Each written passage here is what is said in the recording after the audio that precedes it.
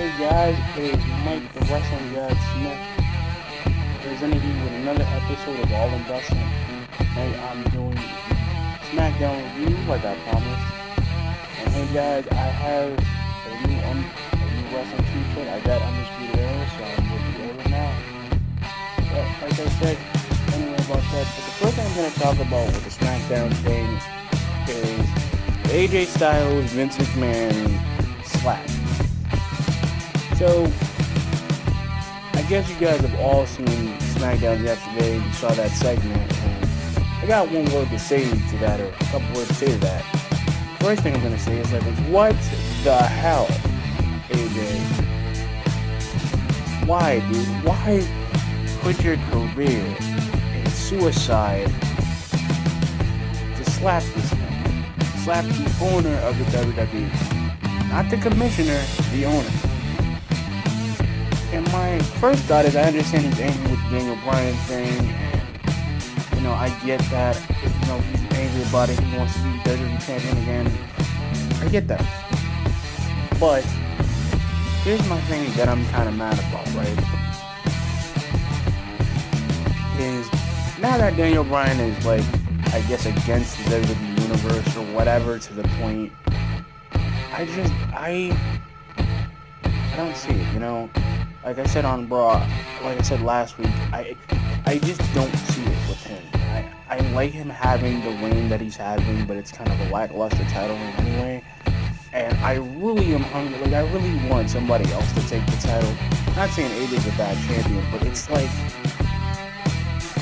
we've already seen it.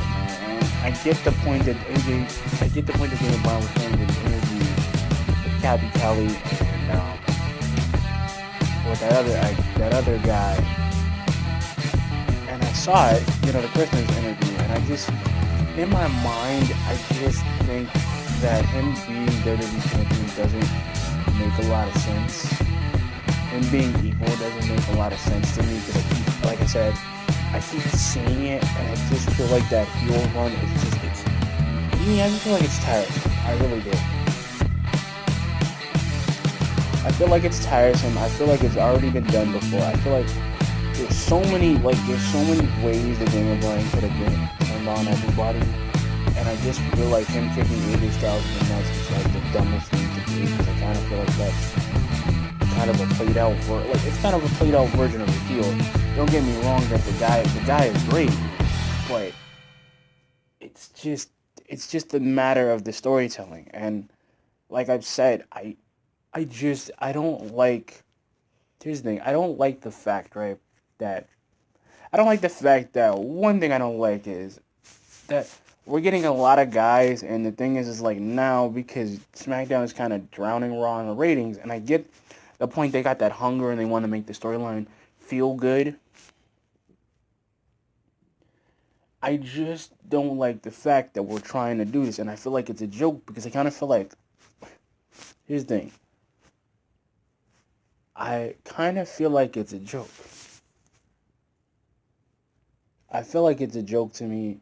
I feel like all we do with, see, in a title run, I guess I'm kind of wrong about it, but I'm thinking a title run is supposed to be this, a really good title run. And, we've had a lot of WWE champions in the past, from Stone Cold Steve Austin to Shawn Michaels to Triple H to the Great Khali, to just to name a few, and even Alberto Del Rio. And I just feel like with him, his title reign was the beginning of the end of SummerSlam, and I just felt like, you know what, I get the point why people want to make money, and I get the point that Samoa Joe tries to do things, and I get that he's trying to be this ultimate entity, and it's like, okay, here's my thing, right? SmackDown is coming to the point where it's doing really, really good, and the stories are developing. We're getting rivalries we thought we'd never get, like Rusev against Shinsuke. We're getting that. We're getting Jeff Hardy against Samoa Joe. We're getting that. We're getting Daniel Bryan against AJ Styles, Mustafa Ali against Andrade, which I like. I like that match more than anything else. I think that was like a 4-star match for me. But in my opinion, I kind of feel like SmackDown's and like this week has been a really good show. It's kind of been a moderately good show, and I feel like with Raw, it was boring. It felt like stuff is happening now and it's changing it. And the joke is now that everybody's kind of having their own agenda and the morale isn't sucking. But here's the thing I don't like. I just don't like. I said with the Daniel Bryan situation, him being the champion and him going in interviews and the Miz has been proven right, which to a point he's not really been proven right. I just think that him being the way he is and him kind of putting himself, him trying to put himself in,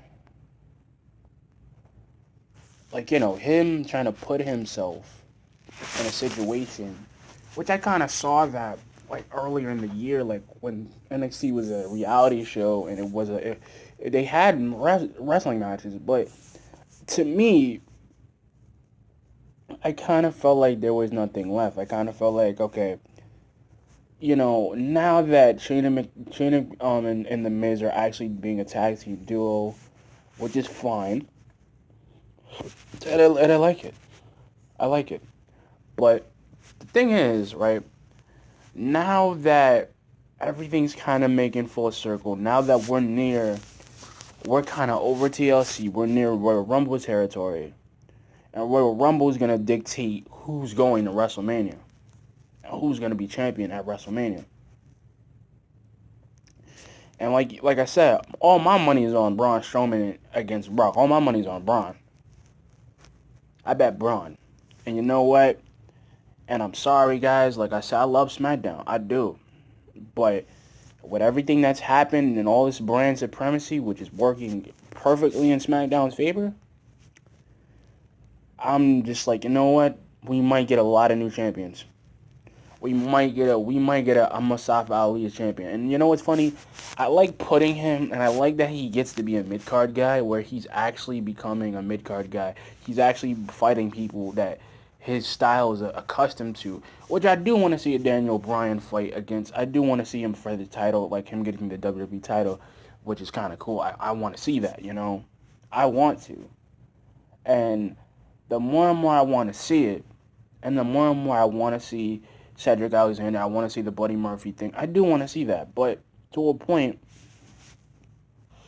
to stretch a point, I kind of don't, though, because Buddy Murphy's like that dude. Like, he's actually trying to be a champion, and I get that. And I know what he's trying to do. And I get to the point where you see, you kind of think, like I said, with the Elite, them coming to the WWE, them being the way they are, it's like, where do we go from here? And that's what I think with WWE right now. They don't know where to go. Like, SmackDown does, but Raw doesn't. And the thing is, like, because once the draft comes up, because the draft is going to be the biggest sell. And the thing is, right now, NXT needs the call-ups. They need the guys to move out so they can put more new guys in there, because there's not enough spots. There's only like a couple of spots, and the Undisputed Era should be coming to SmackDown and shaking things up there. They should, because you know what? Their tag team dynamic is something that I've never seen before. I like Adam Cole. He is like Hogan, but to the point it's not oversaturated. He's like a Hogan, he's like a Nash, and he's like a Scott Hall all rolled into one. And the joke is he's kind of like Shawn Michaels. He's kind of got the Shawn Michaels vibe, the charisma there. And I like that. And I just feel like, you know what? SmackDown needs that type of talent. They need that charisma boost that they used to get from John Cena. And the thing is, like, with him, with John Cena being the way he is, and I just don't think he's coming back. I don't think in this era, which I like to call the Evolution era, I just don't think he's coming back. I don't think he has a place anywhere on both the brands. I just don't see it. Him going to Raw and coming back and doing everything and making the money that he makes, I kind of see it to a point. And I do see it. I just don't really see him coming back because there's no place for him anymore. His era was done. He's done his job. Has won a 16-time world champion. A 16-time WWE champion. And you know what? If that anything, if at anything, I want him to be able to make money. Like, that's the thing. I don't want to feel like he can't do this. I don't want to feel that, like I said, he has no place. I kind of feel like if there is an idea, there's an idea where we need to have where guys do, and I see it. And like I said, and this is gonna be like a short review because I'm gonna do NXT soon. Like I said, guys, like I said, there's a lot of segments I'm gonna get to, and the second segment I'm gonna talk about is the basically the women's title segment, which I love. You know what? I think, and I want to ask you guys a question on here because I don't really get to ask questions. Who do you think could come to the WWE, a women's wrestler from Ring of Honor? And I already got my pick. I want to know what your guys' pick would be. My pick would be the beautiful and talented Brandy Rhodes. That would be my pick. She needs to come back. She needs to come to the SmackDown. I can't wait. I want to know if the Elite would go to SmackDown. I don't want them on NXT. I don't. I want them dudes on the main roster. I want Brandy on SmackDown doing what she does best. And I've seen her wrestle. She is amazing. And I don't care what anybody says. She benefits Cody Rhodes so much. And the way their wrestling style is ridiculously better than what it's been in the WWE. And the joke is, him being fired at 2013, and him coming back and being Stardust, which wasn't a bad thing. It was just crap. And I want Cody Rhodes on SmackDown again. I don't want him. Yeah, like I said, I don't want him being a gimmick that they want to put him on. I want him to do his gimmick. Not dashing Cody Rhodes, not the disfigurement. I want him to be Cody Rhodes, the guy that we know now. The exhibitionist that we know. The guy that we know, who is Cody Rhodes right now, who is dominating the wrestling scene. And I have hope. And like I said, I want to hear in the comments who do you think should come to the WWE? It could be from any wrestling promotion. It could be from Ring of Honor, FCW, WPCW. It could be from NXT UK. Like I said, guys, I want to hear it in the comments.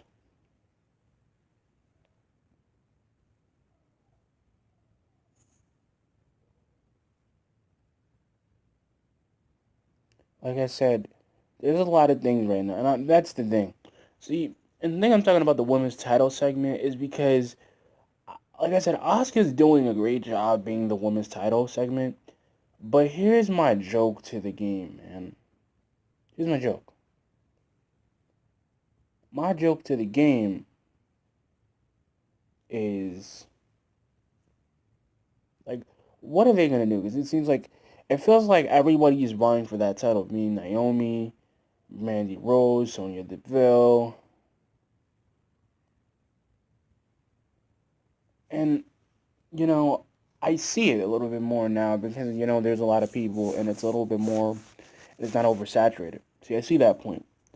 But right now, I think Asuka should have had that. See, she deserves to have a title shot and deserves to have a title reign right now because we didn't get that with Carmella, and we kind of did, but we kind of didn't. We kind of didn't. So,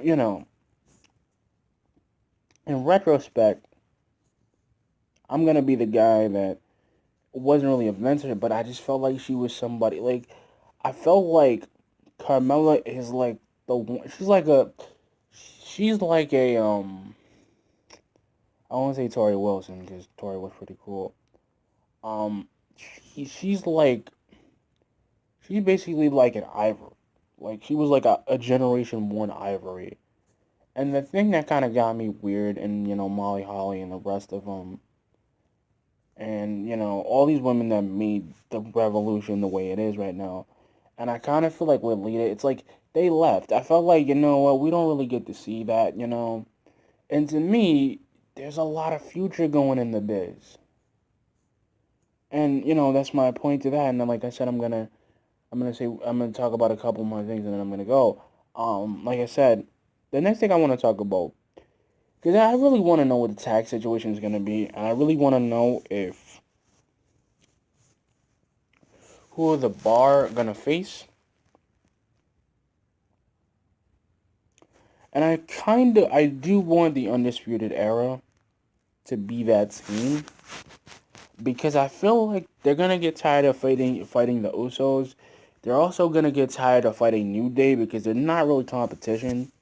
And I really think if they fought the Undisputed Era with the with Bobby Fish, Adam Cole, Roderick Strong, Kyle O'Reilly, the four dudes, those guys are something they've never been. And that's the thing with a clique. They stick. They work together. They have such a pop in the NXT universe, and even with the main roster. And I think they're gonna have such a pop on Raw or either SmackDown. They're gonna dominate. I don't care what anybody says.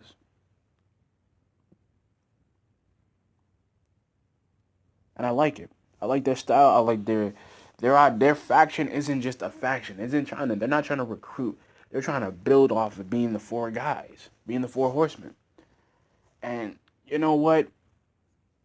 It should have been like that with the NWO, because they kind of remind me of the NWO where it's just Hogan, Scott Hall, Kevin Nash, and the Giant. But not with all these other dudes that came in. Roderick Strong is like he's like the Lex Luger of Undisputed Era, and Adam Cole is like this, like the Ric Flair. He's the Ric Flair, and Bobby Fish is like he's the Barry Windham, the Barry Windham. He's him. He's that guy. He's the Barry Windham. And then and then there's the Lex Luger, and then you got the Brian Pillman, and he's the Brian. And I think Kyle O'Reilly's the Brian Pillman of the group. Like I said, guys. But anyway, the other thing I'm gonna talk about, and this is the segment I'm going to talk about, because there's a couple of things I'm going to talk about and who needs a push, and I'm going to talk about a couple of superstars that need a push, especially Jeff Hardy, because I heard in an interview he might be leaving next year, but I don't really think that's true. I think he's going to stay for a bit, or at least try to get another title shot in and stay. And the joke is, you know what? Like, I want, and you know what? Who needs a push right now would be Rusev, because he's kind of been kind of lackluster at the title. The U.S. title will probably give him that type of push. And what I want, right, would be the thing I want this year, especially this year, would be a couple of things. And I don't want it to just be the top guy era like we have in NXT. I don't want that to happen. I do want Lars Sullivan on SmackDown to balance things out, because it would make the title seem more valuable and up for grabs, because that's the thing about AJ. Like, that's the thing that's going to make AJ Styles and Daniel Bryan and all these other dudes who want the title hungry for the title and wanting to, like, they're going to get that urge to want to get better, that want to keep going, but they're going to train everything trying to beat Lars Sullivan. And Lars Sullivan is going to be this monster that we don't think he's going to be, but he is going to be that. He's going to he's going to take out the competition, but the thing is, Lars Sullivan will probably be that guy. See, Lars Sullivan is going to be that guy that we don't think is going to happen. He's the wild card. He's the wild card that SmackDown is going to have to balance the WWE title. Like, Nikki Cross is going to be the wild card to SmackDown, to the women's division. And because we got Asuka and we got her. See, she's never faced Asuka. She's never had a match with her. And that's what it's going to be. It's going to be two different eras and two different styles, all mixed into one. Like, you got Sanity, then you're going to have Undisputed Era over there, so they're going to cause a war with them again, which is going to be good. Because it's not going to be for the next team tag titles. It's going to be for the WWE Smackdown title. It's going to be for it. And the thing is, that means they can come up with more match types with tag teams. That means they could do like a tag team Money in the Bank, which I really want that to happen. And I want that to be implemented. Because we always get a woman's money. We got a woman's Money in the Bank. We got a men's money. Why don't we just do a tag team ladder match? Tag team Money in the Bank. That means a New Day could get. That means a New Day can get a title shot. That means the Usos will get one. That means Undisputed Era would get one. Authors of Pain would get it. TM61. All these tag teams that would get so many opportunities to get one, it would be awesome. And they can catch him in at any pay-per-view or any time they want to catch it in.